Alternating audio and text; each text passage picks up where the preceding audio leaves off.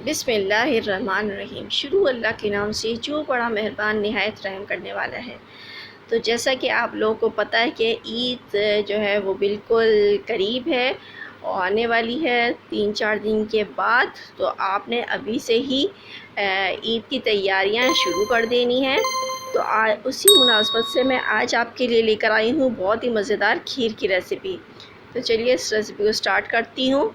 यहाँ पर मैंने तकरीबन 100 ग्राम चावल लिए थे। ये बासमती चावल हैं। इनको मैं 2 से 3 घंटे के लिए सोक करूँगी। इसलिए ज़्यादा देर के लिए कर रही हूँ ताकि चावल आराम से जो है वो हाथों से ही मैश हो जाए। अच्छे तरीके से हमने वॉश कर लेना है पानी में इनको।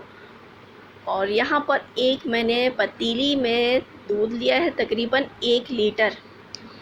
1 लीटर दूध लेने के बाद इसको हम गरम करेंगे। जब इसमें बॉयल आना शुरू हो जाएगा तो फिर मैं इसमें ये देखिए यहाँ पर तकरीबन 2 घंटे के बाद चावल अच्छे से सोख हो चुके हैं, नरम हो चुके हैं। तो इनका पानी मैं निकाल के और इनको हैंड से ही मैश कर लूँगी। तो बहुत आसानी के साथ ये मैश हो रहे हैं। चाहें तो आप इसको ब्लेंडर में भी ब्लेंड कर सकते हैं, लेकिन हमने दानेदार खीर बनानी है तो इसलिए हमने हाथों से ही इसको मैश कर लिया है। तो यहाँ पर देखें दूध में बॉयल आना शुरू हो गया है। तो यहाँ पर मैं इसमें सब्ज़ इलायची पिसी हुई वो डालूँगी तकरीबन 2 पिंच। इससे खुशबू जो है वो बहुत ज़्यादा अच्छी आ जाती है। और यहाँ पर मैं अब इसमें डालूँगी चावल जो मैंने मैश करके रखे हुए थे वो इसमें ऐड करूँगी और इसको मैं पकाऊँगी तकरीबन आधे घंटे के लिए। ये पकेगी ताकि जो चावल हैं वो भी पक जाएं, गल जाएं। तो यहाँ पर दूध के साथ इसको हमने पकाते रहना है थिक हो जब हो जाएगा। तो ये देखिए यहाँ पर, और चम्मच को आपने मुस्तकिल चलाते रहना है, हाथ नहीं रोकना है।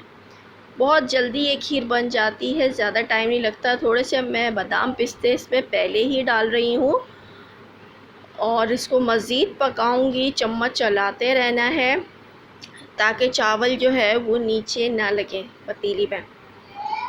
तो ये देखें यहाँ पर चावल भी जो है खीर जो है वो काफ़ी गाढ़ी हो चुकी है। तो यहाँ पर मैं इसमें चीनी डाल रही हूँ। चीनी आप अपनी मुनासबत से डालेंगे, कम ज़्यादा जिनको पसंद है वो इस तरीके से कर सकते हैं। मैंने तो 1 कप डाली है। तो यहाँ पर आपने चेक कर लेना है, अगर चीनी कम ज़्यादा पसंद है तो वो आप अपनी मुनासबत से डाल सकते हैं। तो यहाँ पर देखें इसकी थिकनेस माशाल्लाह से कितनी ज़बरदस्त सी खीर जो है हमारी तैयार हो चुकी है, गाढ़ी हो चुकी है। तो मैं इसको ठंडा होने के लिए रखूँगी। चूल्हा हमने ऑफ़ कर देना है। चूल्हा ऑफ़ करने के बाद अब मैं इसमें डालूँगी। ये थोड़ी सी ठंडी हो जाएगी। तो यहाँ पर मैंने ली है बर्फ़ी। बर्फ़ी को हमने या तो आप ग्रेट कर लें या फिर आप ऐसे ही चूर करके इनको डाल सकते हैं।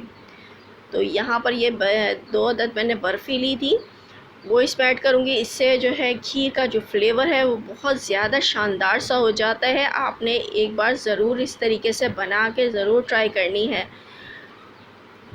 तो अच्छे तरीके से मिक्स करने के बाद इसको मैं करूँगी डिश आउट। इसको मैं निकाल लूँगी प्याले में। ये मिक्स हो गई अच्छे तरीके से। तो मैं इसको प्याले में निकाल लेती हूँ। तो ये देखिए मैंने इसको प्याले में निकाल लिया है। बादाम पिस्ते गार्निश करें। और ये मज़ेदार सी खीर को आपने ज़रूर ईद में बनाना है और अपने फ्रेंड्स को, फैमिलीज़ को बना के खिलाएं।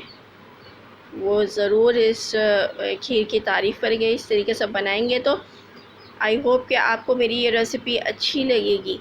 रेसिपी अच्छी लगे तो लाइक एंड शेयर ज़रूर करें फैमिली और फ्रेंड्स के साथ।